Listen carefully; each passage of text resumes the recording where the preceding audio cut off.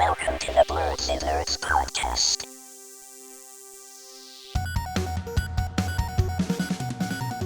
Hello, everyone, and welcome to the Blerds podcast. I'm Shannon. James. I'm Jaja. And we're back bringing you all our thoughts on everything happening in nerd culture.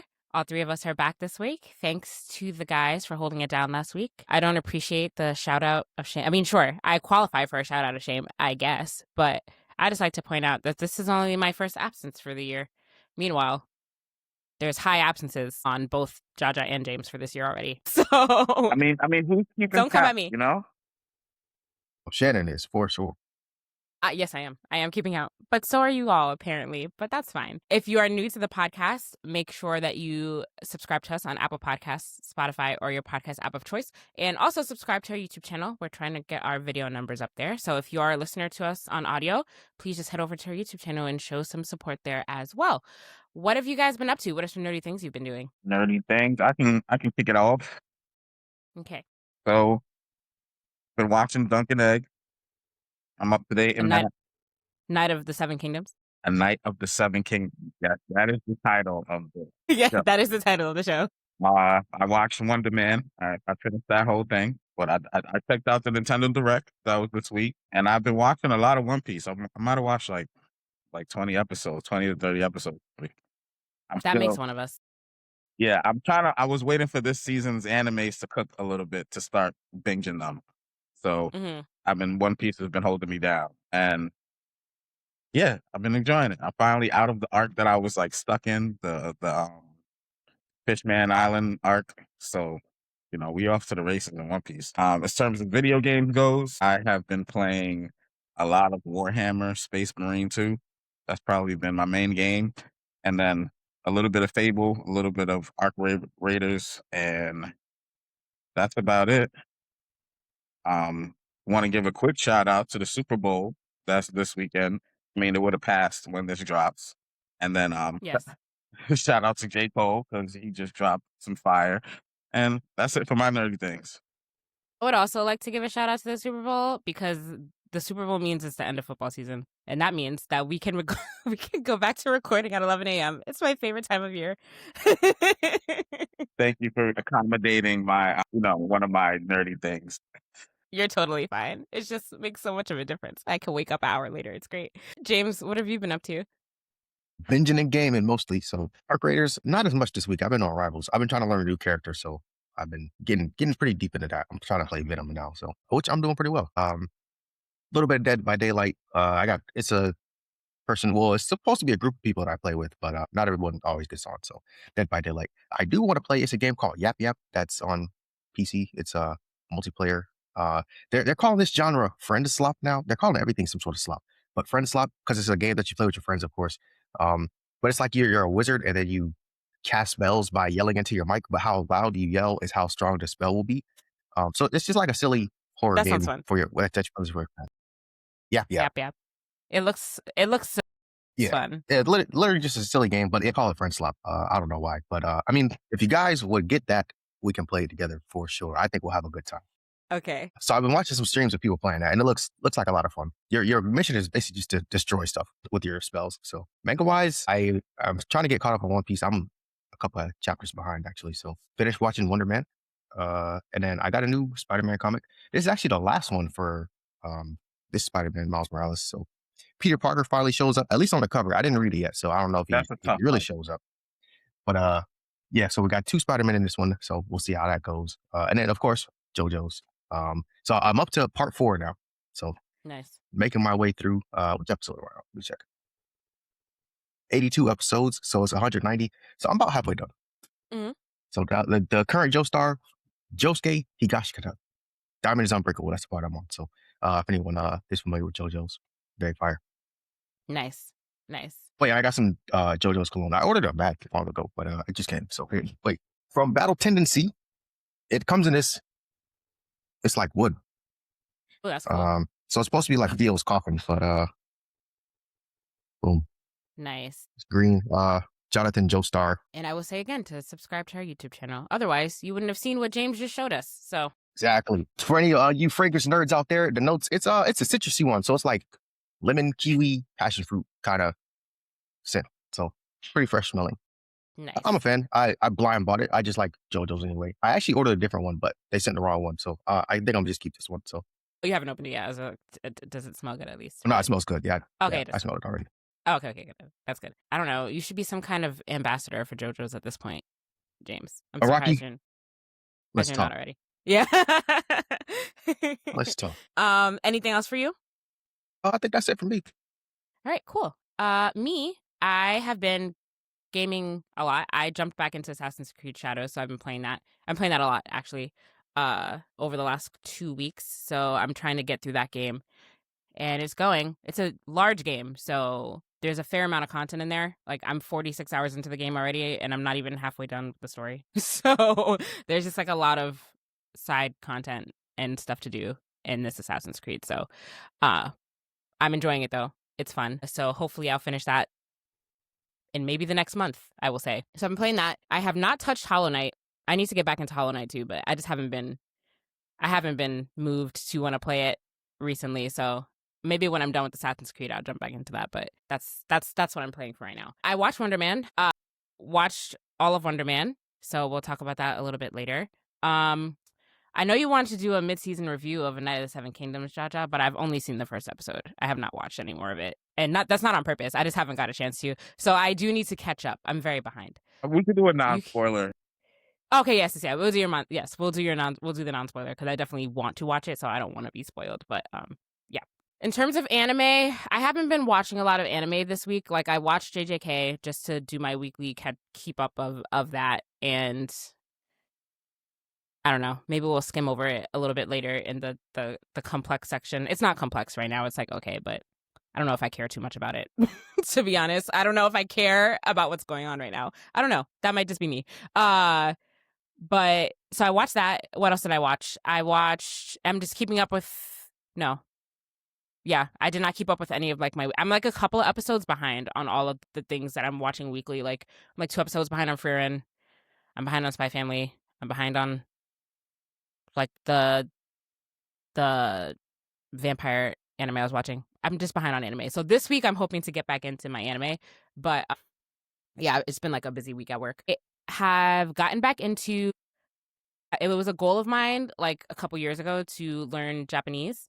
And first I was using Duolingo, which Duolingo doesn't really help you with conversational Japanese. So I'm using that like supplementary to like memorize words. But I'm using this other website called From Zero.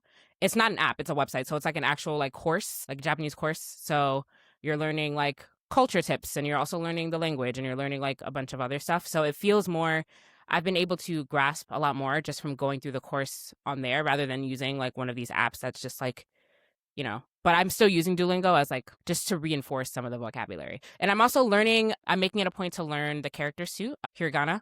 I'm learning that as well. So making strides in Japanese learning. So I'm excited about that. Nice. Yeah. So you're going to Japan soon?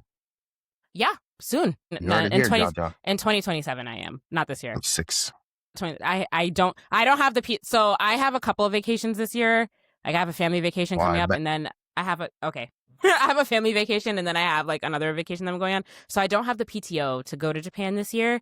We can't all be fortunate with unlimited PTO like someone on this call. And I want to do 2 weeks in Japan, so I don't have 2 weeks PTO to go this year. So I'm gonna go next year. I was gonna say, yeah, Japan is one of those trips you gotta really plan out. I wanna go to Tokyo. And I should have mentioned in my nerdy things, I've been watching like videos about Tokyo and like the different cities inside the city, and it's that I really want to go over there and check it out. And so you're going soon too. Yeah. We all may as well go. Yeah. We all may as well go, And I also like want to like really have like some money saved because I really want to buy a bunch of stuff when I'm down there. So, so I'm taking the time, racking up the PTO and, and the monies. So I'll be ready to go. But yeah, so that was my nerdy week this week. Let's get into some video. Oh, go ahead. Real quick. I did forget to mention, I have been playing a lot of the ROM hack I mentioned, Pokemon Unbound. I'm playing it a lot and enjoying it. Like, fresh story, fresh map, and yeah, Nintendo's slacking with what they could be doing with this IP. Oh yeah, of course. Well, we all knew that. Yeah, we can go on. No Final Fantasy for you, huh? Anyway, I think about it all the time. If that makes you feel better. If only that meant something to me. Where's the action? Where's the action, I'm Jaja? telling you, I'm It's just not gonna there. come on here and be like, I completed the game. Look at that. Because I do want to. And now Yes. I told you I didn't want to play the second one, but now I'm a little interested in the second one. I've been seeing. Wait, some why stuff. didn't you want to play the second one? I just wasn't interested, but now I'm interested. But how do you know if you're not interested if you didn't even finish the first one? You're right. Exactly. Okay. You don't even know how it ends. I feel like you would have been interested if you just get to the first one. You would definitely want to play the second one, but that's just my opinion. We'll see when it actually happens. We'll see. Cool. Let's jump into some video game news. So, Sony's earning report came out, and it says that Ghost of Yotei has exceeded the sales of Ghost of Tsushima in the first quarter period of its release. We don't know about total sales, but just in the same number of days, it has exceeded sales. But also taking into account Ghost of Yotei is $10 more expensive than Ghost of Tsushima was. And there's some other factors in there, but I guess it can be branded as a successful sequel. I don't know if I asked you this, James, which game you preferred, Tsushima or Yotei. I don't know if we talked about this. Oh, Yotei is the better game. Oh, really? Okay. Yeah, I do like Ghost of Tsushima more, just because it was kind of the first one. There's a nostalgia factor. Yeah. But no, the Yotei is for sure the better game. Okay. What makes it better besides the graphics? Gameplay mechanics. Okay. Yeah, I mean, the story on Ghost of Tsushima I like better, but as far as like just playing the game, Yotei knocks it out the park. Nice. Okay, well, it's good that the game is selling well, and also just a large part of Sony's financial success for the year. I'm glad that the toxic men have not contributed to, have not negatively impacted this game in any way. So that's good. It's they were good to see calling that. it Ghost of Woketei because there was a woman character, so that makes it woke all of a sudden. But as we see, love to use the people word don't care. woke. Yeah, people didn't care about that. Well, reasonable people didn't care about that, and they still bought and enjoyed the game. Yes. And you shouldn't care about that, because why the heck does it matter? It's a video game. It's anyway. It is good to hear that the game is selling and it's successful. I feel like the first one, since it was the first game, a lot of I feel like people talked about it when it first came out. The people that bought it talked about it and hyped it up, and it created a second wave of it, going off the charts. So maybe that's why it was a slow burn. Ghost of Yotei, everybody knows this is, it's an anticipated game, so it's gonna sell faster. Either way, they make the money. So there's momentum behind it, yeah. But the first one just had to go off of marketing, word of mouth, stuff like that. But yeah, congrats to them. So hopefully we'll see what the studio releases next. Has it been 6 months yet? No, it came out in October. Okay. So right, it came out in October. Yeah, it did. So 4.5, 5. I want to see if it's gonna go on PC after 6 months or. Did Tsushima go to PC? Oh, okay. So probably will. Yeah. Cool. I want to play Tsushima as well. It's way down my list of backlogs. I have to get my goal of getting through my backlog. I have many games purchased on my device that I need to play. So, I've been doing it. I just haven't even finished the first Spider-Man yet. We know that you have a backlog to get through. You don't have to tell us about it. We know. We know. My PlayStation backlog is crazy. You probably have 100 games on your backlog or something like that. Just because of the way you play games, you just bounce around forever and ever on a loop. Jaja, I put this article in here for you. Just the upcoming Microsoft plans for 2026. I don't know if you're familiar. So, where was this announced? Fallout. It was announced in. Well, this looks like that's the. I think it's just a general report of things that we are expecting in 2026 from Xbox, the big things. Okay, so we're expecting a Fallout 3 remaster. That's something I've been hearing about. Are people excited about that? A remaster of Fallout 3? Yeah, there's a lot of Fallout fans. I haven't got into that series. I want to. It's on my list. It's like Red Dead Redemption to me. It's something that's really, really high on my list to get to. But instead of playing Fallout, I played Oblivion, Elder Scrolls. And instead of playing Red Dead, I played GTA. So, But I know that, okay, it came out in 2008. So it's been a while. I was going to say, I know that people love Fallout, but it's are we in a remake? Are we in remaster territory? But I would say so. Right? It's been 15 years or something like that. Yeah. I feel like that's acceptable. Okay. Yeah. What else are we expecting? So this is going over the Fallout TV show. That's season 3. This game called Clen. Me and James talked about it last week. It's like you come in there and make pottery, and it's like a party multiplayer brawler. It's like you basically make your own pot, bowl, vase, cup, and then it gets arms, hands, legs, feet, eyes, and then you play with it and go online and brawl with it.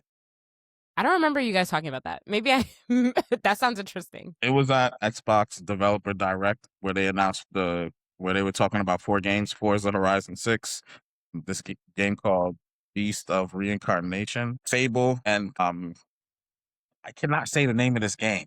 Clen. The Kiln? Oh, wait, what'd you say, James? Kiln? Kiln, yes. Like what you put know. your pottery in. You put it in the kiln when you... Yeah, I want to put the L before you fire it in the kiln. That's the problem. So, but that game wasn't announced. It kind of word. was like a shadow drop. A lot of people were like thrown off by it because it was like this, fun kid party game when we're talking about Forza Horizon 6, Fable, and Beast of Reincarnation. But this article does also mention the comments that the boss of AMD made recently, which we were going to get to a little bit later. I don't know if you want to get into it right now. No, let's do it. They basically said that I think it was like an earnings report or something, and they were saying how the company's down in they were talking about the revenue in the first quarter, but they were like, yeah, the Steam machine is slated to come out early this year, and the Xbox is slated to come out 2020. Yeah. So they kind of leaked the plans of both companies, trying to save themselves. I mean, is that a leak? Because it was already supposed to come out early this year. I guess they just reaffirmed that it was going to come out early this year, but I think the when of the early this year is different just because Valve also... Yeah. They put on their blog that they had planned on being able to share the launch date and the price by now, obviously, because we're already in February. But we had talked about this before. The shortages, all the stuff that's going on with RAM and shortages that are causing PC hardware to spike in price like that, like we said, it's taking them time to nail down the price because of this. And we talked about like the price may be going up because of the shortages and things like that. So the fact that there's still no release date or price by now, I mean, I'm sure we don't have that much longer in the first half of 2026, which we have like, 4 more months or something like that. So I still, if it comes out still in the first half of this year, I'll be surprised because there's been nothing about it aside from the initial launch announcement of it that we heard last year. But after that, no price, nothing else. With 4 months left of the first half of the year, do we really think that it's really still going to come out in the first half of 2026? I don't know. I don't buy it. I'll be surprised. I think it's going to come out. Sure, great if it does. Really? From the report that I've seen, I was also saying we're still slated to come out at the same time. It's just we're trying to nail down a price with all the market conditions that I just feel like, and it's like similar what the Xbox did with the ROG Ally. We didn't get the price for that until right before it came out, like a month or two. So that's true. I guess. I think it's still coming out. Hopefully. I'm a little under I'm a little under that it's going to come out. I think it's going to get pushed back, but that's just me. We'll see though when they actually announce it. What do you think, James? Do I think it's going to come out in the first half of the year? Yeah, I think so. I believe in Lisa Su. I am very biased. I am heavily invested in AMD. She's the CEO of AMD. So if Lisa Su says it, it's true. So she says it's early 2026. I might buy more AMD stock. Not financial advice, by the way. You just took the words right out of my mouth. I was about to say this is buying season for AMD stock right now. This is you buy the speculation and you sell the news. Like, okay. I mean, I hope for James's stock's sake that it comes out in the first half of 2026, like it's been promised. Yes, and there's still time. Hopefully, they might drop the price tomorrow because that always happens when we talk about something. Then it happens, and then we're late. So, then all will be well. I talked to a couple people when we were talking about like who would buy this if it was like above $1,000. I know a couple people that said that they would buy it still at that price point. And I think I mentioned this before, but the price point doesn't matter to some people if it's what you really want. So that's cool. So I guess we'll see when it actually comes out. All right. So speaking of Final Fantasy, we were talking about that a little bit earlier. Square Enix at at the Nintendo showcase, it was announced that Final Fantasy Rebirth is coming out for Switch on June 3rd. But then they also announced that this year, the year 2026, they are going to be sharing more updates than ever before on the part 3 of Final Fantasy Remake. So what more updates than ever before means, if it's anything less than an announcement of a release date, I will be upset. We're gonna start getting Square Enix directs. Because at this point, all I want to see a trailer, like a launch trailer, and I want to see a confirmed release date. And if I see no release date, do I even care about the trailer? I don't know. I guess I'm just like, when it comes to Square Enix projects, I'm just kind of very over their just like dragged out timelines for their games. So if I don't see a release date, I will be mad. So by promising this, Square Enix, I hope that is at least in there. I hope that you are ready to launch this game for like a next year release. So we'll see. But I feel like it has to be that. Otherwise, why would you tease it like that? You know? Yeah, I understand. More updates than ever before. That means that like you're ready to announce that this game is coming out maybe next year. So share some news. Yeah, share some news with us. Let's hope, because that's I think that's all anyone really cares about. Did you beat the second one already? Yeah. Okay. I beat the second one a long time ago. So you're ready for the third one? Yes, I am. Okay. I'm ready for the third one. I'm ready to replay both of them, but I'm not doing that until I know when the third one comes out, because I want to like replay it leading up until. So I'm not gonna lie, the Nintendo Direct, when I was watching it, when it showed Final Fantasy Rebirth, that's what got me interested. I was like, oh, this game. It was like, I don't know if I've never seen those clips before that it showed, but I was like, oh, this looks pretty cool. Even the little dumb mini games, I was like, oh, this looks interesting. And it's a lot different from the first one. It just seems more open, and it is. So yeah, like, okay, maybe there's something to this Final Fantasy VII stuff. The first one's very linear. The second one's way more. It's like it's way more open world in the second one. Some would argue that it's too open world for what it is, but I liked it. But yeah, Jaja, I don't understand where the hate for the second one was coming from when, again, you didn't finish the first one. Maybe you just wanted to sample the series. I didn't say it was bad or anything. I just didn't want to play it. I know, but like, I don't even understand how you cannot want to play it. I told you, sometimes it happens to me with animes. Like, I just watch it and I'm just not ready, not in the mood for it. I come back to it and it's the best thing ever. That's happened to me. Yeah. I mean, clearly you're not in the mood for it because you haven't played it in a long time. But hopefully the spark comes back. We can only hope. Well, while we're talking about the Nintendo Direct, because this was part of that, Jaja, you watched it. I didn't watch the Nintendo Direct. So just because, I mean, maybe I should be more in tune with it, but I don't have I have a Switch. An original, I don't play my Switch anymore, so I guess I'm just like out of the loop. But yeah, what were the big announcements from the Direct? So it was a pretty like mediocre Direct. That's what it seemed like from skimming through. I really didn't see anything that like jumped out of me. A lot of anime games, a lot of ports that are already on PS5 and Xbox. There's some interesting like retro collections and Nintendo games coming out that shouldn't it be on their like retro? They already have like a Nintendo NES collection because of this interesting that it's coming out.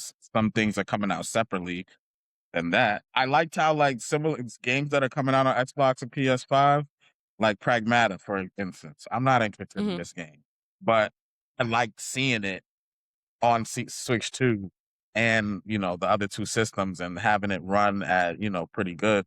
So I'm hoping they're able to get that game. Like it shows that the Switch 2 is on not the same level, but it can handle like most of the games that everybody else can.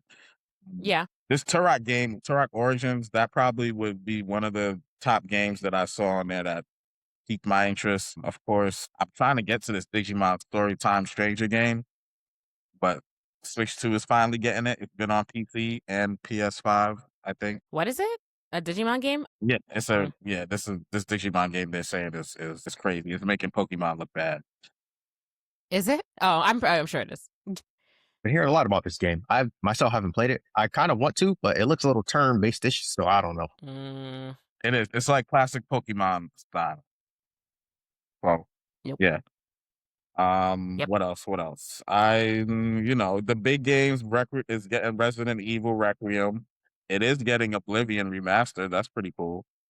They're getting Fallout 4. They're getting Indiana Jones. Like, all that's really cool. And if they were showing it running on a Switch 2 in the Direct, everything looked crisp. So it looks like I'm happy for the Switch 2 in that respect. Nice. Nothing else really. They get Monster Stories 3, which is a highly anticipated game. And what else do I want to point out? Anybody into Grand Blue Fantasy? I know that's a popular franchise. Never even heard of it, but that's just me.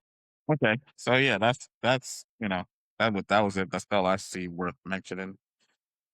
Nintendo did so interesting because Nintendo doesn't really say much about their sales numbers really. It's underperforming than what they anticipated in the US. It's overperforming in Japan, the Switch 2. So that's just an interesting little tidbit to throw out there. Even though it's still selling well, even though it was still selling well when it launched, but technically still to their standards, it was selling a little lower than what they expected, which I find interesting. We got to put in the caveat that it costs less in Japan than it does. So in US dollars, I think it's like $340 in Japan. Yeah. Compared to the $450. Yeah. But it's just interesting though that it was selling so well. Wasn't it like when it launched, wasn't it like I forgot what the exact figures of the sales were. But I think it's the fastest selling console like from launch. I think it took that record. But it's still interesting that they considered it underperforming. I wonder what their target was. But it seemed like it was doing pretty well. So it was interesting for me to read that. Okay, cool. Let's jump over to some GTA 6 news. So GTA 6 marketing is supposedly set to kick off this summer, and Take-Two has reaffirmed the November release date. I know there were like rumors swirling around that it was going to get delayed again based on no factual evidence, but people have just been saying that. But it looks like we can still expect it to come out in November. So that's exciting for GTA fans. Once I see another trailer and marketing like actually kick off for this, then I will actually believe it. But we're almost there to the finish line of GTA 6. This is going to be nauseating how crazy this rollout is going to be, I feel like. Actually, I'm very excited to like see how it all plays out. It's going to be very interesting. I'm excited to see how the rollout plays out. I'm excited to see what other games are coming out around that time and like how they're going to sell. I'm excited for them to actually finally release the price of this game. It's going to be interesting to watch it all happen. Hopefully I'll be deep playing a really good game that came out right before it, Crimson Desert. I'm hoping I'll be too focused on that game to pay attention to GTA 6 hype. Are you buying GTA 6 on day one? Me? It depends. Okay. Am I buying it on day one? No. No? Okay. I don't know. Are you sure? Right now, as it's tracking right now, no, I'm not buying it day one. I don't think I'm buying it day one. I might as well pre-order. What would make you want to buy it day one? Absolutely nothing. Okay. It would have to say like, hey, you get like, I don't know. There would have to be something that comes with the game. I would have have to be interested in pre-ordering it for me to buy it day one. I would have my pre-ordering. So you're like a wait and see what the masses are saying before you decide you want to buy it? Is that what you're doing? Is that for this game? Yeah, Crimson Desert. I'm thinking about buying day one. I'm not gonna lie. I'm really I've been on this game for a couple years, but yeah, GTA 6 not so much. I don't think I'm gonna buy day one. James, I'm not sure. So I still actually have not played GTA 5. So neither have I. Once I finish Red Dead Redemption 2, then I'll play GTA 5 at some point. And if I'm that much of a fan of the series, then I'll make my decision then. But I mean, if I do enjoy it, I'll probably get it day one. I don't think there's anything else coming out around that time that I would be playing anyways. So, I mean, right? That's smart of the. I think different games are just steering clear of the GTA 6 release window. So it's probably the smart thing to do. But yeah, I'm interested to see if it's going to redefine gaming as we know it, which people have been saying.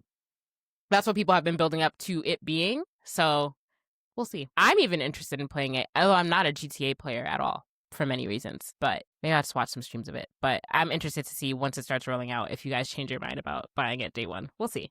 All right. What's going on with Horizon? Horizon news.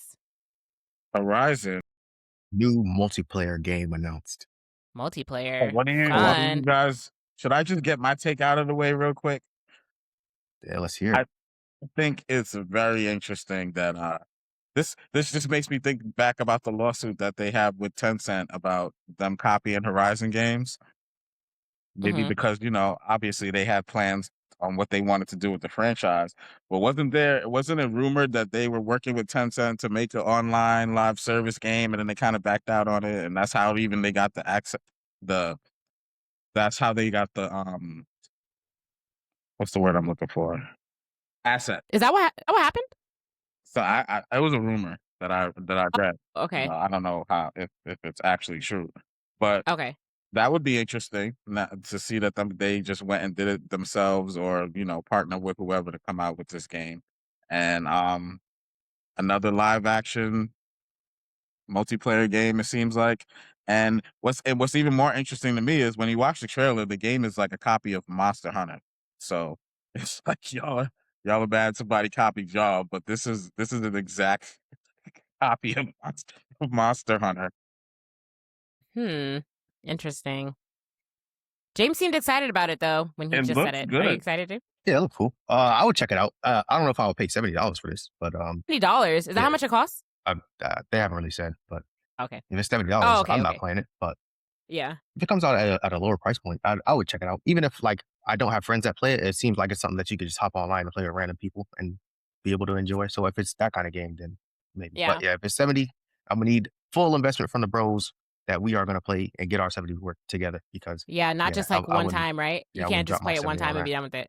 Yeah, no. But yeah, no, I mean it's a different art style than Horizon. It's supposedly canon stuff too. So it's relevant to the story. I have seen people saying it's basically the game called Dauntless. I don't know too much about that. But Dauntless, I know that game. It's basically it's just Dauntless, but in Horizon world. So, but people seem to like Dauntless. So, isn't Dauntless like the free to play Monster Hunter world? I actually have no idea, but yeah, people enjoy that game. So if it's a similar type of game, then maybe people enjoy this as well. I played Dauntless. Like I played this during the pandemic.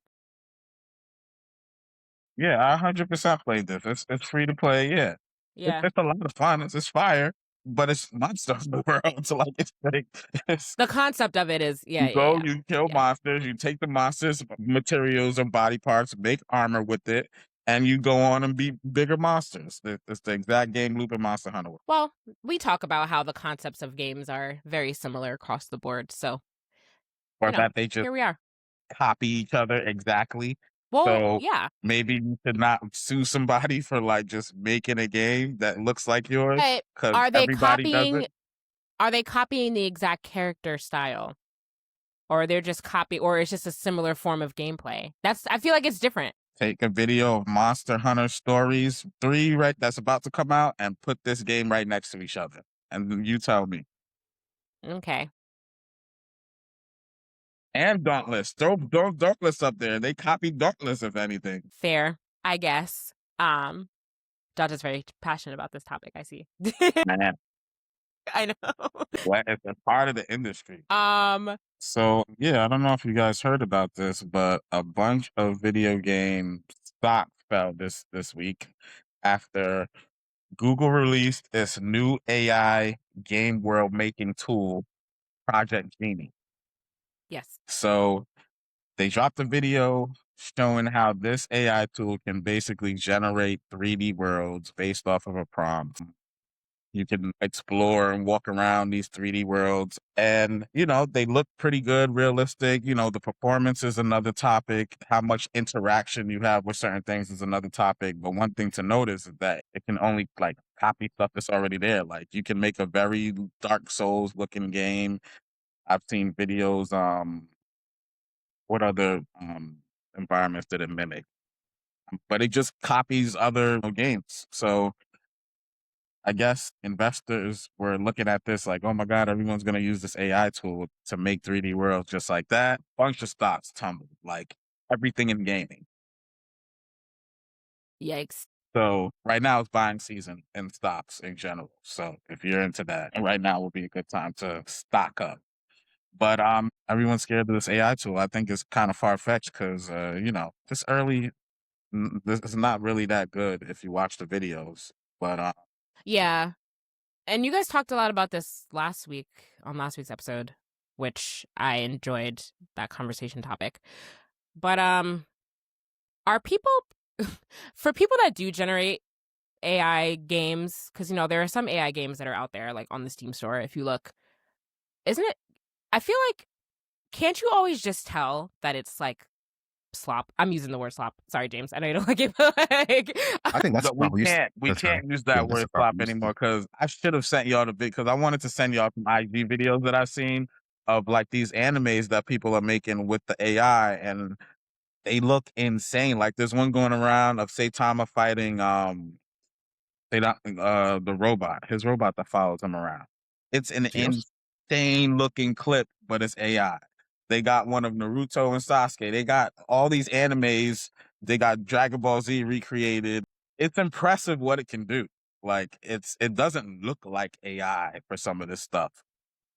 I even saw a video where they compared the old, Will Smith video of him eating spaghetti to one from 2026.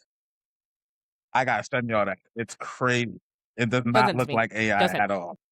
Don't send it to me. I try to avoid engaging with things that are pure, that like I know are AI and are AI. I try to avoid it. Just because it's the killer of the industry.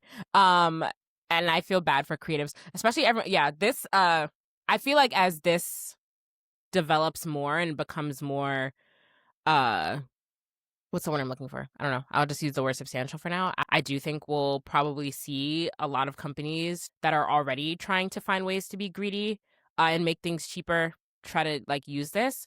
Again, I'll say I will never play a video game that's 100% generated by AI. I won't. I just won't support it in that way. I don't know. I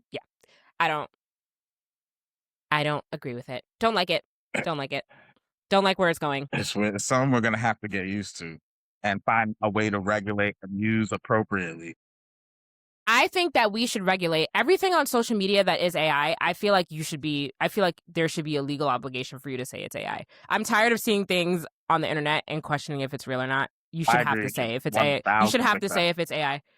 Like somebody pass that law. I beg. Like please. I'm so with you. Like when I'm on Instagram, that's the first thing I'm looking for. Is this AI or not? And that's it's to a point where like, yeah, I literally don't believe. I second guess everything I see. I don't believe it. Like, I don't believe half of what I see anymore because it's like you have to second guess everything. So I feel like we definitely you should be legally bound to put a disclaimer if something is AI. That only seems fair. But I don't know. I'm just waiting. I was reading an interesting article that what's the company that created ChatGPT? OpenAI? Aren't they just like hemorrhaging money? Aren't they just like losing like I don't know. I'm just waiting for the whole thing to crash and burn. I've been watching some videos on the whole conversation in general. So basically, a lot of companies are realizing right now that AI, they're not making money off of them AI investment that they've made. It's not affecting OpenAI because OpenAI is doing the research and everything. Like they're training these models and they're doing their thing, but everybody's expecting this big return from AI and people are buying up all the RAM and everyone's going absolutely crazy over it, that they're overspending. And now it's becoming a problem because, people are like, okay, we invested all this money. We're not getting a return. We don't know when we're getting our return. So everybody, that whole industry is like owing each other money left and right. And it's kind of crazy. The whole thing is crazy. I don't really like this era of the world that we're in. It's weird. And like, I understand that it's becoming a part of life and we have to like adapt to it. But in this sense, I feel like I wonder if this is how like I wonder if this is how like the older generation felt about the internet when the internet came around. Because like people are comparing like the rise of AI to like the creation of the internet. Like it's the biggest technological advancement since the internet was created. So I'm wondering if people felt this way about the internet when the internet started. I don't know. The internet was like this in the beginning too, the Wild Wild West, and separating the dark web from and I also compare it to like the whole crypto thing too, because like it's a very similar story. Like a lot of people scared of crypto. If you don't really know about it, it sounds scary and weird but once you get into it, it seems like there's a lot of money in it. There's a big boom. Everybody's buying into it.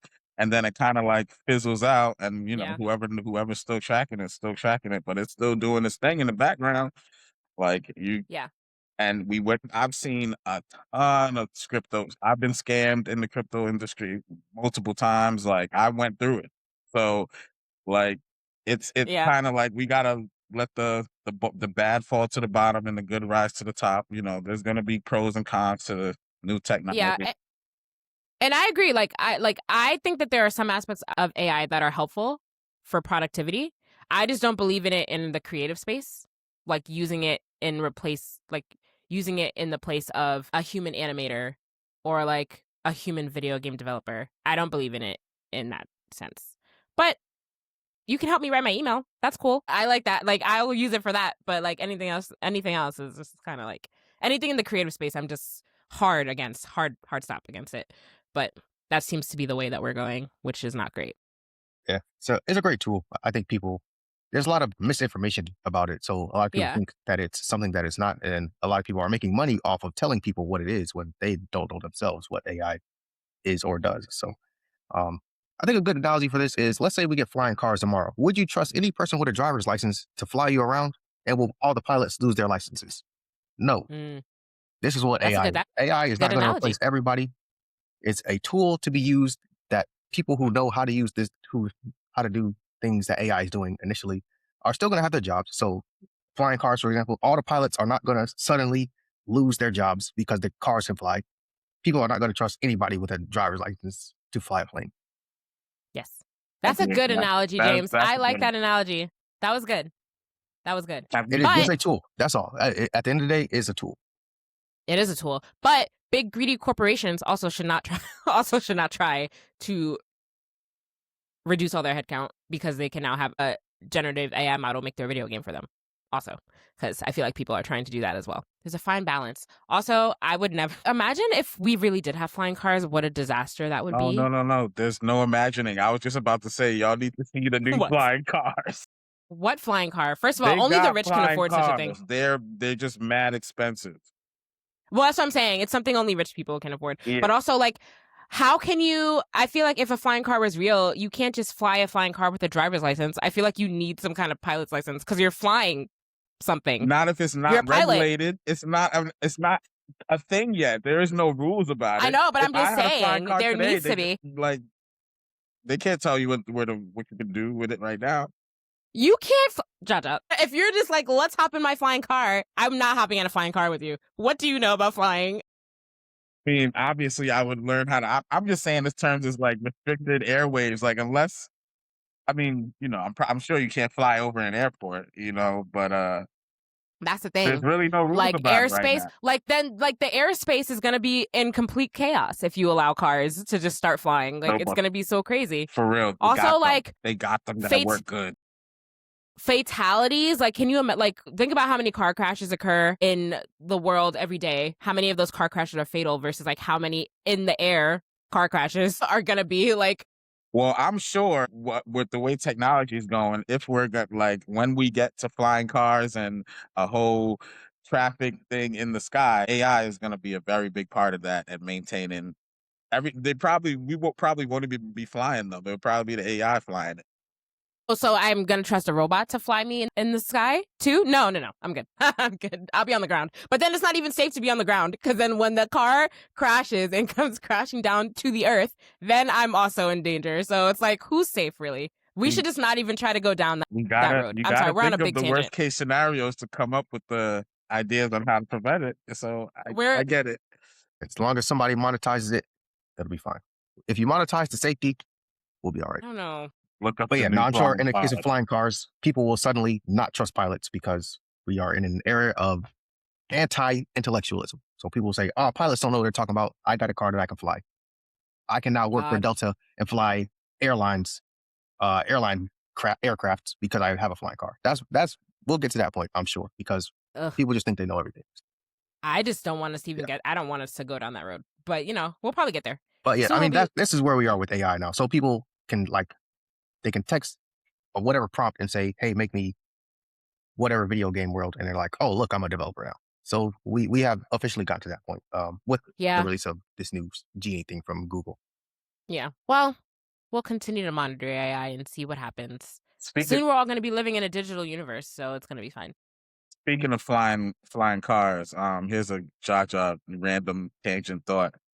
One of my YouTube rabbit holes brought me to this town where everybody owns planes and there's a big airstrip in the town and they literally drive around their planes like cars almost. Really? Everybody got planes. But yeah, That sounds, I think soon in the future, you're going to be able to just upload your conscience into a digital universe. So like there's going to be some kind of like cryo preservation chamber that you just put yourself in, and then your consciousness will be uploaded into a AR, into like a augmented reality. And that's how we're going to continue to live life.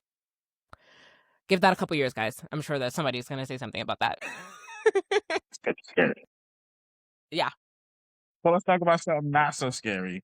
Did you guys see the new Poke Park that opened, I think, on the 5th of February? I Yes. think Is we it talked fully about it open or is before. it only partially open? I think it's open to the public on the 5th because I've been getting a lot of videos. I've watched walkthroughs of it, and it looks really, really cool. So this is just another thing getting added to the many things I'm going to do when I finally make it to Japan. I have a very long list for my This Tokyo. year, by the way. Not this year. Again, I do not have the time to go to Japan this year. Who thought putting like a bunch of Pokemon as like statues all over the place, making you feel like you're walking through like an actual like world of Pokemon would be a like. It's cool. I know, because I was about to say it looks kind of small, like from this image of the map. You But gotta check it's out cute. the walkthroughs, and they got just like statues everywhere, and there's like little areas that you can go on, like a Pikachu and Eevee area, or like a Didn't the Weeknd cave go or there? something like that. You said the Weeknd? Yeah, didn't he just go there? I read that he like went there and posted about it from his like burner Oh yeah, Instagram. possibly. Yeah. I was at the I didn't see the Sega Weeknd. Museum. What happened? I said I saw he was at the Sega Museum. I didn't see the Pokemon thing. Maybe that wasn't real. Again, can't trust everything you see on the internet, but it's fine. I saw it in passing. I didn't actually look into it, but yeah, it looks so cute. I definitely want to go for sure. I think And Universal in Orlando is getting a Pokemon expansion. are they? I think it was just announced. Let me look it up so I'm not lying to everybody. Make sure it's real. Fact check. Fact checking is so important in this day and age. It should. I feel like Universal in Orlando should and Hollywood should get on the same level as like Universal Japan, in my opinion, in terms of the kind of content that's integrated into the park. Yes, Pokemon is officially coming to Universal Orlando Resort and other Universal parks globally following a partnership announcement in January 2026. Nice. It'll only be a couple years before we see that, but that'll be fun. Only a couple years, you know. Yeah.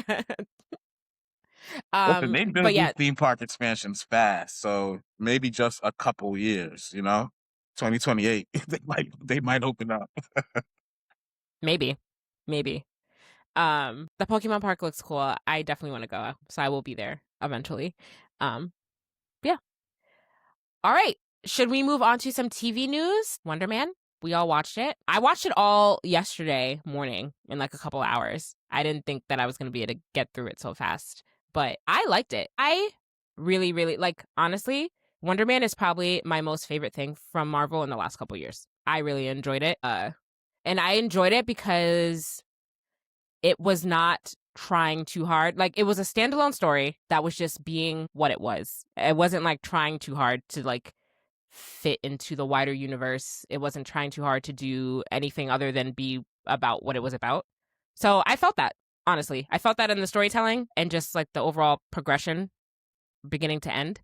I really liked it, and I didn't mind. It's a different kind. I wouldn't even call this a superhero show because like that's not what it was really. Like, he's not a superhero, and like we don't know if he's even going to be in the MCU, in the wider MCU in the future or anything like that. I just think it was a cool story about a guy who has powers but is using it in a different way than what we've seen people in this universe use their powers for before. I enjoyed it. Did you guys like it? Yeah, I like it. It had to grow on me. So I did kind of come in expecting it to be some superhero stuff going on. Not gonna lie. And when there wasn't, I was like, I'm not gonna say it was boring, but it was definitely losing me. And then on that 4th episode when they were doing the Doorman, that was like probably like I like the that valley episode. for me. That was like the Yeah. valley. I was like, all right, I don't even know how I want to finish this. I was like, at first I was like, what does this have to do with anything? But then it tied it up nicely, so wrapped it up nicely. Yeah. But yeah, no, it is it's just a story about a person that lives in a superhero world. Which I mean, sometimes people do kind of wonder like, what's like a regular day in the life for people in these universes. Which I mean, he is a super powered person, but he kind of was living like a normal person. But the superhero stuff like still affected his day to day, which a glimpse of normal everyday life. Yeah. It's interesting that you said that you were expecting it to be some like superhero stuff, but like from the trailers, I was just confused about it all because I'm like, how is this about a superhero? Like, how are these two things? So Yeah, I I thought they were wasn't. keeping it tight-lipped. I was like, "Oh, man, I can't wait to see what his powers are." And then Yeah, when I was like, so much powers, I was I like, wasn't that surprised at all. I wasn't that surprised really at all that it turned out to be like this. But yeah, I just thought the story, it had a good story, and honestly, like Yaya and uh, Benjamin is his name, the guy that played Ben Kingsley. Thank you. Sorry. The relationship between Yaya and Ben Kingsley, like they had a lot of great chemistry, and honestly, like because of that, I feel like it just made the show better because they went really well together. Honestly, it was great. Jaja, what did you think? I like the show. I did go into it with kind of high expectations just because I clicked the Disney app and it said this is the best Marvel show ever. I was like, It didn't. okay, It said that on the Disney app. yes, that was the banner. This is the best Marvel show that's ever come out, and I said, okay. So I kind of went in with a high expectations. So I'm super analyzing the show as I'm watching it. Thankfully, that didn't take away from it too much because I really enjoyed it. The Mandarin stole the show for me. Like, I was really interested to see He was so what funny. He was good. his Yeah. deal is. He was super funny. And like you said, his chemistry with Yaya was great. And he kind of stole the show from me a little, bit. There were some things about the character of Wonder Man that was just like kind of annoying me. Like, I was getting annoyed how like super like self-conscious, and it seemed like he was a little, what's the word? Oh, it's on the tip of my tongue. But he wasn't confident. Like his low confidence was bothering me a little bit. But Why? Interesting. That's very interesting. All right, sorry, I'll let you finish your thought and then I'll add on to that. but I like how it ended up, and I hope we see him together with the Mandarin. I'm glad they brought that whole character back. Like I like the way they Yeah. used it and everything, and Yeah. I like the show. I thoroughly enjoyed it. Yeah. When I think of a Marvel Spotlight, like this kind of seems like what a Marvel Spotlight should be. It's like a one-off story. And like to be honest, I think this show did so well because even though you saw the banner that said this is the best Marvel show ever or whatever, it's not like this show was like highly like we got a couple trailers, but I feel like the expectations were really low for this show. Like I did not go into it expecting anything. I wasn't even super excited about it, you know what I mean? But I'm like, "Oh yeah, I'm going to watch it." But like I think like, the stakes were low and I think it delivered well and like it wasn't overhyped in a way that then sets it up to inevitably fall flat, which I think is the problem with a lot of these Marvel movies that come out. So I really liked it. But like to your point, Jaja, you said that like you didn't like how his like he had like low confidence or whatever. I feel like that's his character though, because you think about it, like he wants to act more than he wants to be a superhero. He doesn't even want to be a superhero, but he just happens to have powers. And like his whole life is about like making sure like he's hiding away this major part of himself. So I feel like the low confidence and the insecurity is definitely like they go hand in hand with like what the Yeah, no, I mean, I'm not saying it was bad. It fit the show and it did its job, and maybe it did its job so good that like I'm having this reaction to it, like looking at it from like a black man's perspective and kind of relating to it a little bit. And it did its job. Like yeah I get what they were trying to do, but every time like something like that happened in the show, I'm like, dang, you're like one of the most powerful MCU characters, and you're like, come on, like man, like let's go, let's get this. So I was rooting for him during the show, so it didn't take away from the show. I'm just, yeah yeah I like the way his character developed throughout the show. yeah for sure. What was I about to say? Is this the best Marvel Spotlight? Because it was this one, it was Werewolf by Night, and then like Echo was also a Marvel Spotlight. I only saw Werewolf by Night one time. I don't really remember it, to be honest. So I'll deem this as my favorite Marvel Spotlight. I really enjoyed it. same. It was definitely better than Echo. So I really liked it. Jaja, where does this fall for you between the three? I would have to say it's my favorite one. I don't. I would have to go back to at least Werewolf by Night and see. And nah, it wasn't better than this one. It was a different style. I hate to compare the two because Werewolf by Yeah, Night was like very like classical, kind of retro, super like retro, like black and white TV. yeah, So it had a different. I appreciate it differently than Wonder Man. yeah. That's fair. That makes sense. I guess I'll compare Wonder Man directly with Echo. It was definitely better than Echo. Yeah, it was definitely better than Echo. I feel like Echo was trying a little bit too hard. It was a Marvel spotlight, but it was also trying too hard to fit into the Marvel universe. I just like that this show kind of like, while it integrated other characters from the Marvel universe, it was still its own thing. I mean, yes, it kind of left it on a cliffhanger where it's like, are we going to see them appear somewhere else? But I wouldn't be mad if we don't, because it doesn't seem like I don't know if him escaping with Trevor, with the Mandarin, was an indication that he now wants to use his powers to be a superhero or not. You know what I mean? And I don't know, I don't really know if I need to see that. You know what I mean? But like, it'll be cool if they do it right. But also, if we never see these two characters again, I would enjoy the little pocket in which we got to learn about the story. Well, we'll probably see Trevor again somewhere, but like, if we never saw Wonder Man again, like in a real like superhero way, I don't know. I guess it just doesn't make sense with his story, because he didn't, not once did he ever want to be a superhero. You know, even in the lights of like, he's in the MCU with like all this stuff going on around him, and he has powers, and all he still wanted to do was be an actor and didn't care about it. So I'm just like, I don't even know if I want to see him be a superhero, because that doesn't seem, that's a very odd character. I'm gonna push back on you a little bit on that, because Okay. I feel like that's where the meta aspect of the show comes in. But like, he's an actor trying to get an acting role as a superhero in the MCU. Like, technically, he does want to be a superhero. He wants to be Wonder Man. I guess. I mean, that's true. That's true. But also, I don't know, because I guess, like, I mean, sure, yes, but he also just wanted to act in general. If he wanted to be a superhero, he doesn't have to be an actor. He doesn't have to go get a part in a movie to be a superhero. He could have gone and been a superhero. You know what I mean? He has powers in a superpowered world. I get it. Yeah. It's something like, to the show, the meta of the show, like he's acting as a superhero, and then in the end he gets a suit and everything, and then he learns how to use his powers. So it definitely shows that he's trying to test out his powers and control them, because he had no control really over his powers. I mean, that part bugged me a little bit, because like, how did he, I mean, I guess, how much time went by between, I think Trevor was in jail for a year or something like that. It was some amount of time, because he was like taking his time to like shadow the prison guard. So like, maybe he was learning how to use his powers, although they didn't show it. So I'm like, where did he learn to fly like this? Like, that part kind of bugged me. It was fine. I mean, I'm thinking it's meant to be assumed, because where would he have learned that? Like, he had to be just, I'm not saying he's out saving the world, but he's definitely messing with his powers. Yeah, and I guess it's fine that they didn't show it, but yeah, I don't know if I don't know. I'm on the fence about whether I would like if he popped up in the next Avengers movie with a full-on suit, like being a superhero. I don't know if I would buy it 100%. I don't know.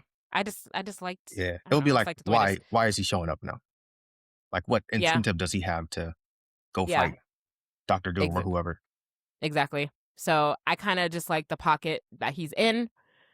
If they do something else with him, I just hope they don't ruin it, because it was like I really enjoyed it. And now seeing what this show was, I agree with and understand them dropping all the episodes at once. I think if they dropped it, I don't think that this was a show that was meant to be watched week to week. I feel like James, you said that you said that it was kind of losing you a little bit. So I know that if this show came out week to week, you probably wouldn't have even like kept up with it, probably, right? Probably not. Yeah, by episode 8, I think episode 8 was probably my favorite, of course. So then, when people circle back and be like, man, it finished great, and I'm like, okay, maybe I should check out the rest of this. So it would be one of those kind of things. But then it wouldn't be like super high on my list of things to go do. It would be like, let me figure out what happened. Yeah. I just think like the episodes were so short. So I just feel like they just flowed. It just made more sense to like flow into it like one after the other, instead of just like the first episode kind of just ended like a little abruptly. So I'm like, like if I was watching it week to week, I don't think it would have hit the same way at all, really. So good call from Marvel there. Yeah, I agree with you on that. And another thing I was looking at is like, we're about to supposedly get into the mutant saga.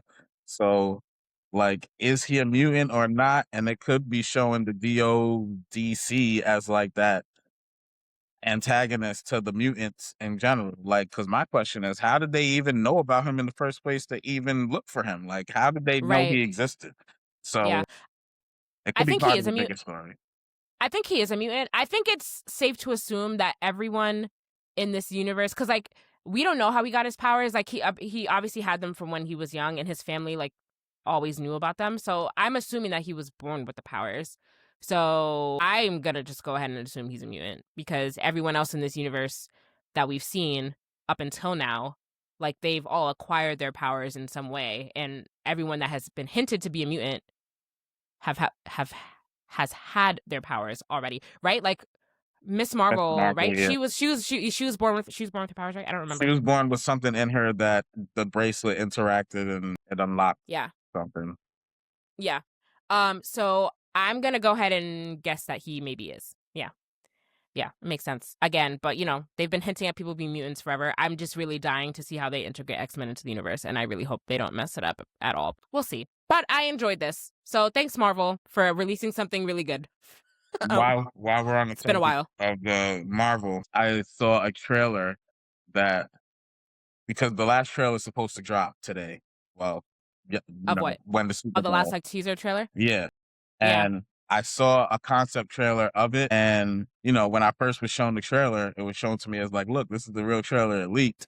So I'm watching it like it was the real trailer, and boy, was it a good trailer.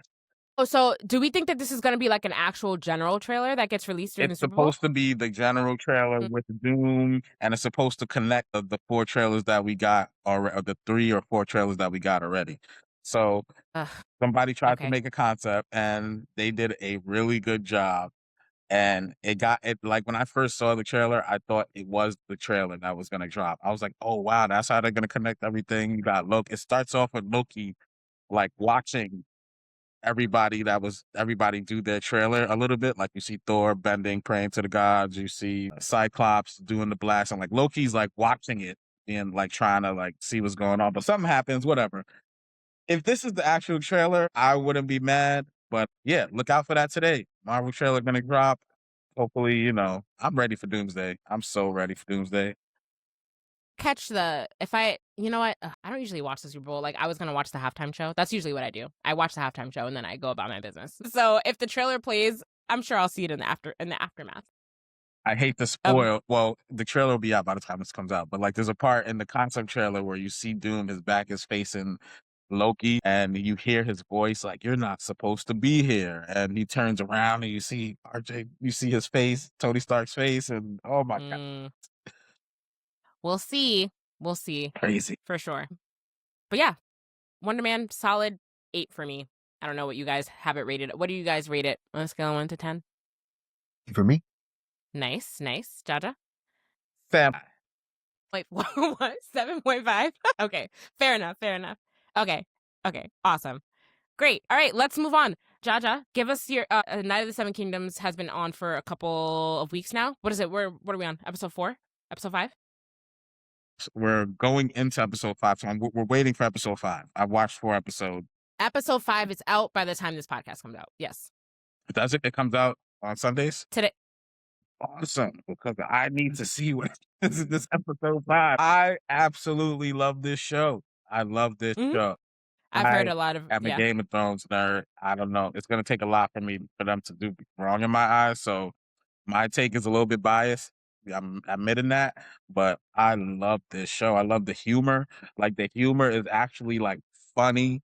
It's not like super corny. Like, I'm laughing out loud to the humor in this show. And the kid that plays Egg is doing a great job. Like, and the chemistry between both of them. Like, I'm really, really enjoying the show. It's not too fast. It's not too slow. There's some parts where it picks up. There's a little bit of action in it. And like, where it's at, where it just ended, episode 4. Like, man, I can't wait to see what happens next. And I like this whole new perspective. It's like, it still feels like an epic Game of Thrones. Like, you still feel like you're in the epicness of the Game of Thrones universe, but it's like this slice of the pie where you're following like this guy, like just living his life and trying to be a knight and trying to like live up to the legacy of the guy who he was a squire for. It's just like a really small, like, portion of the universe, but it still stays true to the whole theme of everything. I don't know. I'm enjoying the show. Yeah, I've heard. Like I said, I've only watched the first episode. I like the first episode though. I just have not been keeping up with it week to week. But I've heard a lot of great things about it, so I'm looking forward to continuing to watch it. It's a fresh take because Game of Thrones is like such a serious show. You know what I mean? And there's barely anything funny in Game of Thrones. It's all serious, but this is more. It's good to see them take a fresh perspective and go the humor route.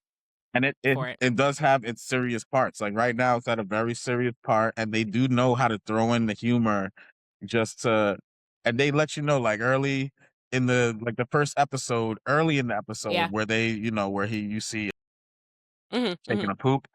Like it was so funny the way they did it, because the way they did it, it made it, in my mind, I processed it like the Game of theme song was about the Game of Thrones theme song was about to kick in, and it was just like this joke where he's just pooping. Yeah. It's like, oh, we're gonna take a poop. Like this ain't gonna be the regular Game of Thrones at like what y'all think. This is its own thing. That's what I took it as. Yeah. Yeah. No, it's true. So I'm looking forward to catching up, and then we can do a full spoiler review. Meanwhile, James is like, what are y'all talking about? Yeah, I'll let you guys enjoy this one. Like, I don't think you need to have seen anything in Game of Thrones to watch this, but I definitely am liking the stuff that because if you know the background, you know about the Targaryens and stuff like that.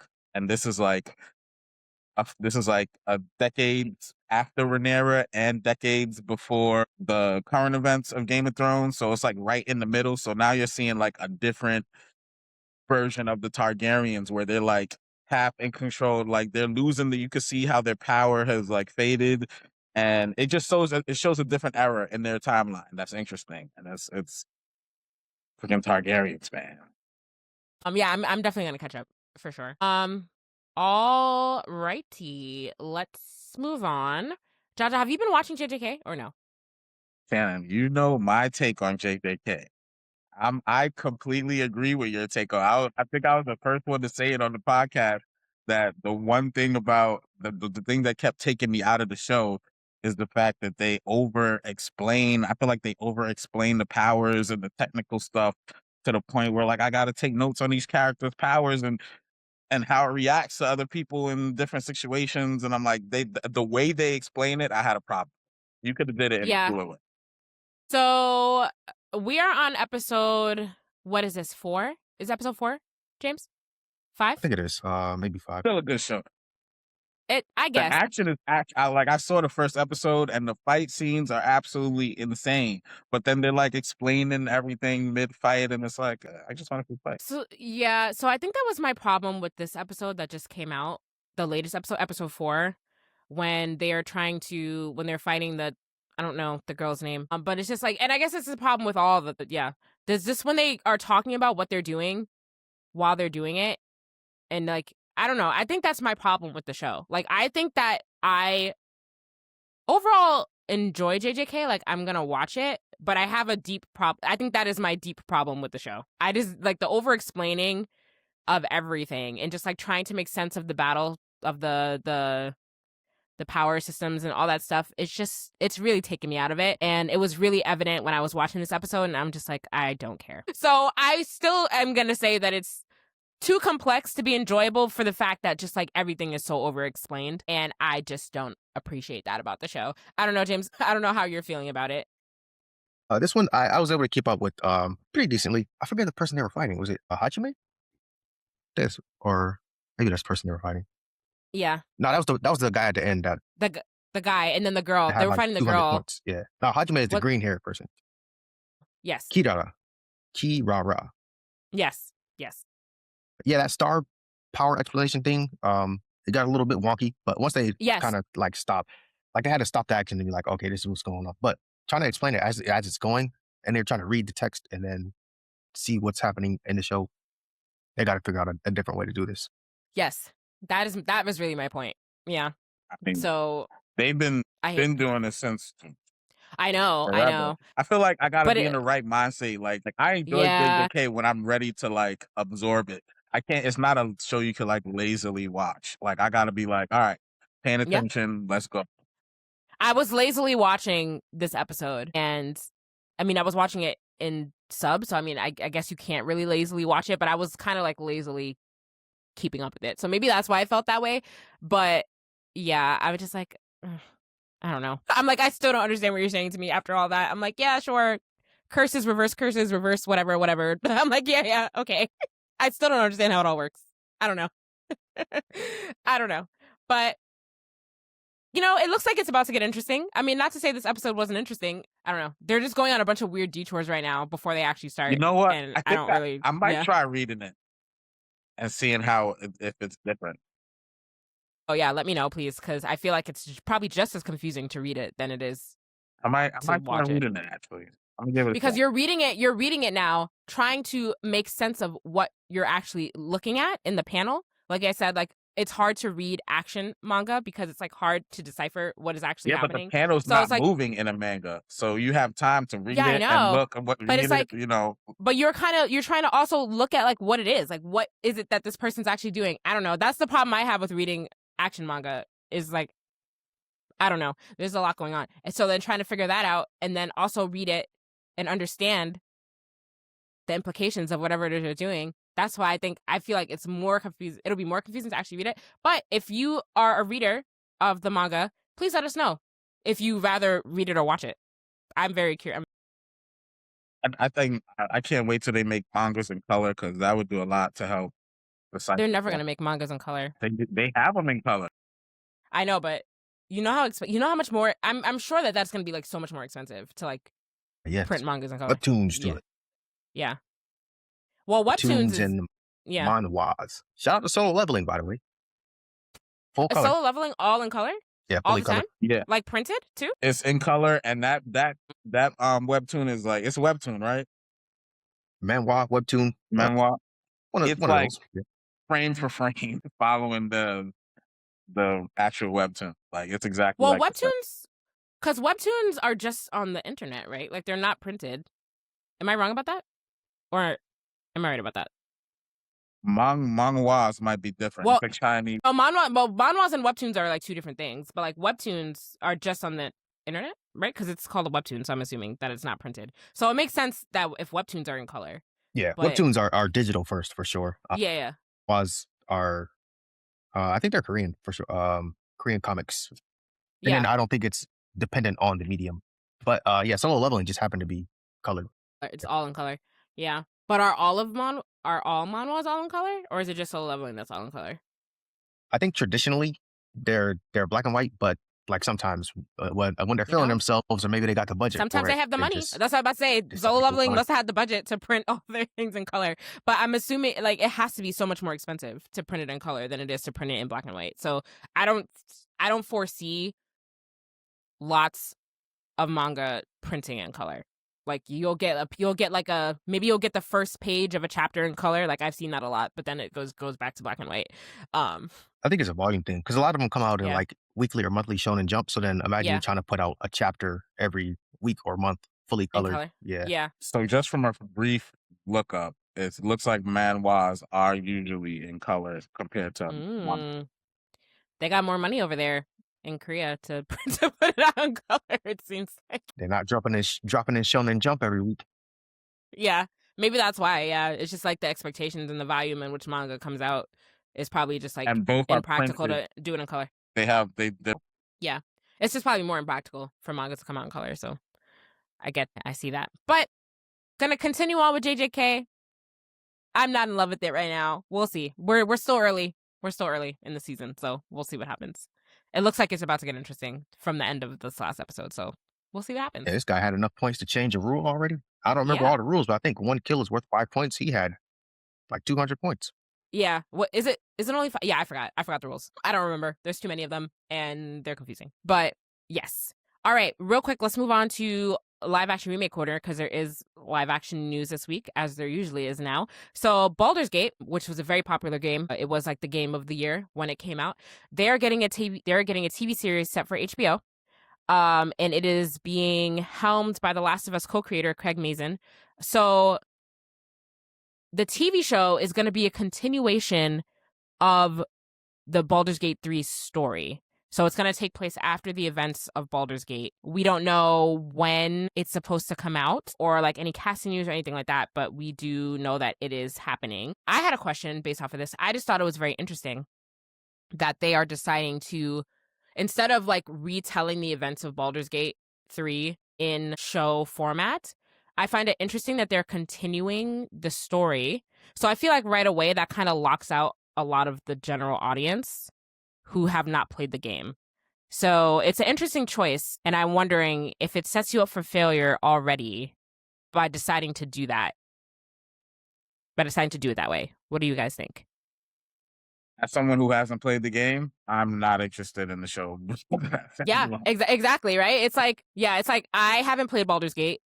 So if I'm not going to know who anyone is, if it's going to kind of like drop me in the middle of a story, why would I want to watch that? So it seems like it's something that's going to be made staying loyal to the fans of the game, but it doesn't really open it up to general audiences to watch your show, which I feel like is ultimately going to be bad for your ratings.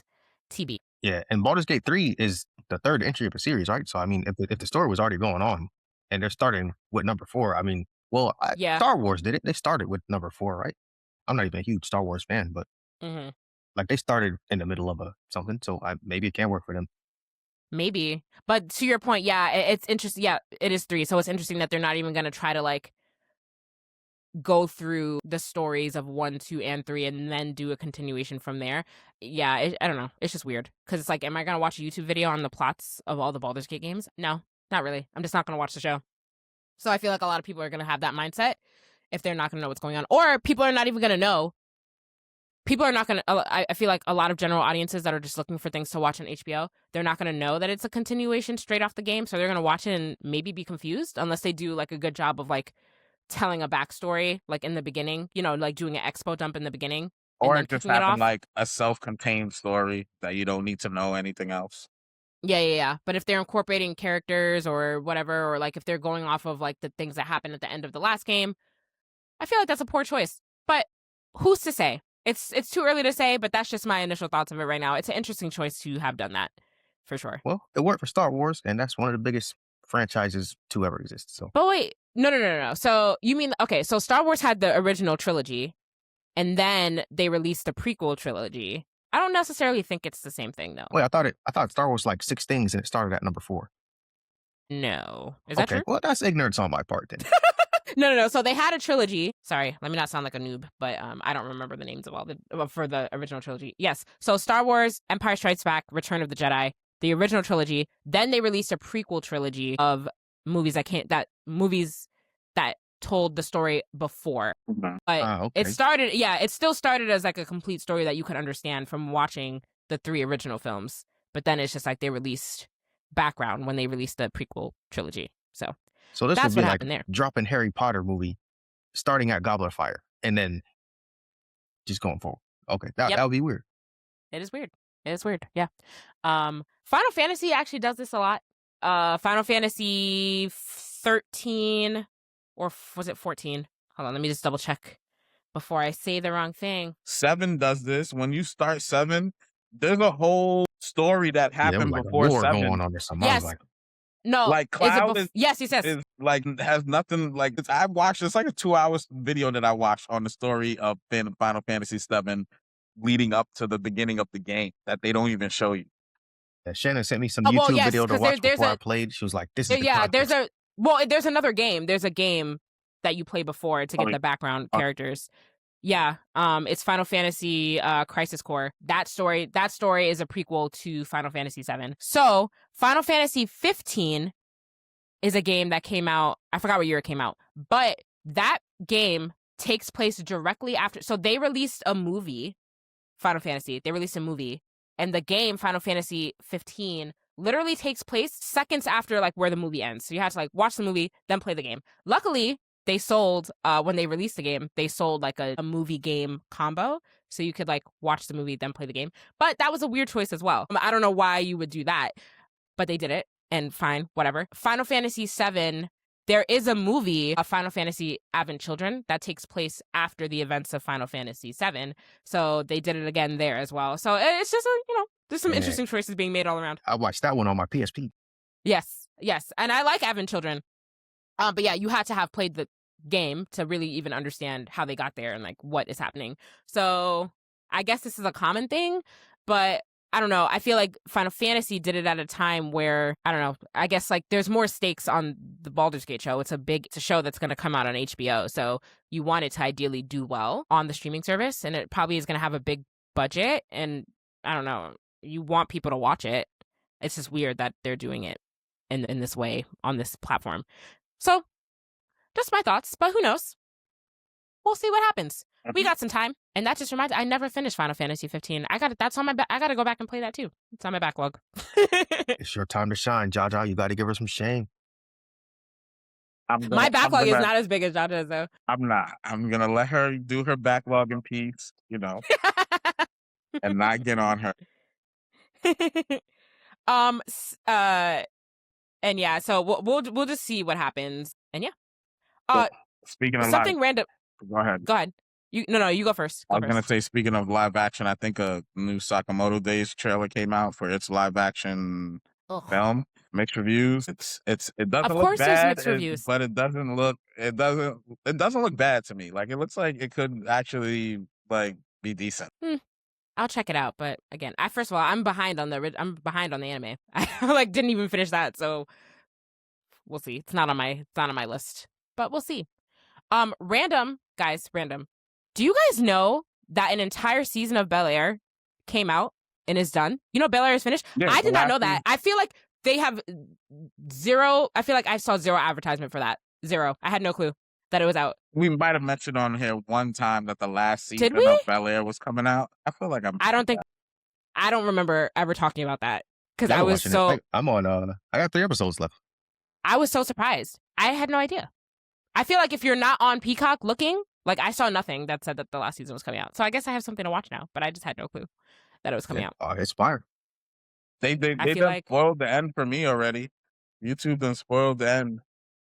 Interesting. Not like the end of what happens with him, but there's a scene that like, don't I would like to just watch that and see it happen. Yeah. Like, why did you tell me that? Well, that's the internet. Yeah, it's the internet. You got to steer clear because they love to spoil things. All right. Anything else before we wrap up for this week? No, clear those backlogs. Maybe get Yap Yap so we can play it together. Yes, that's on Steam. Steam? Yeah. Okay. Steam. I think it's like 7 or 8. It's like $8 right now. It's on sale.